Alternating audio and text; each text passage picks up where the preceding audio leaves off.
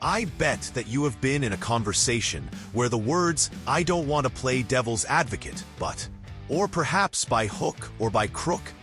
Ever wondered where these sayings come from and what the actual meaning is? Well, in this first part in a series, we will be diving into the world of idioms, where they come from and what the meaning is behind all of the fuss. Stick to the end, and I am sure to give you an idiom that you have not heard before that you can use at the next office party to impress the boss. But before we start, we need to know what an idiom is exactly. An idiom or saying is something when said has a totally different meaning of the actual words. For example, if you were to say, "to kick the bucket," does not mean that someone has walked up to a bucket and kicked it. No, if the person has kicked the bucket, he would not be walking anywhere as he is dead. Whereas one of the many theories proposes that the phrase comes from public executions, where the condemned would stand on a bucket or chair, and when kicked away, they would fall from the rope, dying instantly. Hence, kicking the bucket. Okay, folks, hold on our hats. Let's dive into some of the most bizarre facts behind our common-day expression and sayings. Some of our most popular phrases have a long history, including some that go back to the Middle Ages. Here are 10 medieval phrases from the Dictionary of Idioms and their origins. The apple of one's eye. In early medieval England, the pupil of the eye was known as the apple, Old English epple, since it was thought to be an apple-shaped solid. Since the delicate pupil of the eye is essential for vision, it is a part that is cherished and to be protected. Thus, apple of the eye was used as a figure for a much-loved person or thing. Even King Alfred the Great used this phrase. Baker's dozen.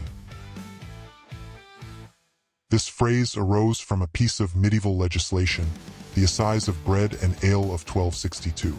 Bakers of the period had a reputation for selling underweight loaves, so legislation was put in place to make standardized weights.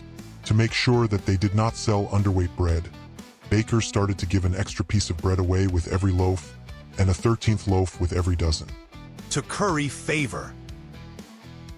The phrase came from the Middle English words curry favor, which in Old French was estriller favel. It meant to rub down or groom a chestnut horse. In Le Roman de Favule, a 14th century French romance, a chestnut horse representing hypocrisy and deceit is carefully combed down by other characters in order to win his favor and assistance. The popularity of the work led people to accuse those who tried to further their own ends by flattery to be currying favor. By the 16th century, the phrase had changed slightly to currying favor. To play devil's advocate. Devil's advocate is a translation of the Latin advocatus diaboli. This was the popular title given to the official appointed by the Roman Catholic Church to argue against the proposed canonization of a saint by bringing up all that was unfavorable to the claim. The post, which was officially known as promoter of the faith, promoter fidei, seems to have been established by Pope Leo X in the early 16th century. To throw down the gauntlet. The gauntlet was a piece of armor that knights wore to protect their forearms and hands. A gauntlet-wearing knight would challenge a fellow knight or enemy to a duel by throwing one of his gauntlets on the ground, by hook or by crook. Records of this phase date back to the 14th century. One theory for its origin suggests that a medieval law about collecting firewood allowed peasants to take what they could only cut from dead trees by using their reaper's billhook or a shepherd's crook. Tell us in the comments what your favorite idiom or expression is. Maybe you will find it in an upcoming episode. Hue and cry. This phrase dates back to 12th century England. Hue comes from the Old French huer, which means to shout out. In the Middle Ages, if you saw a crime being committed, you were obliged to raise hue and cry. That is to shout and make noise to warn the rest of the community, so they could come to pursue and capture the criminal. A nest egg.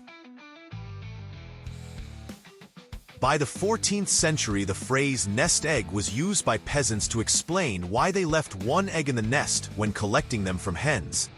It would encourage the chickens to continue laying eggs in the same nest. By the 17th century, this phrase now meant to set aside a sum of money for the future.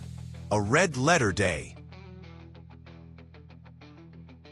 During the 15th century, it became customary to mark all feast days and saints' days in red on the ecclesiastical calendar, while other days were in black. To sink or swim. The phrase refers to the water ordeal, a medieval practice of judging whether a person was innocent or guilty by casting him or her into a lake. The belief was that water would not accept anyone who had rejected the water of baptism.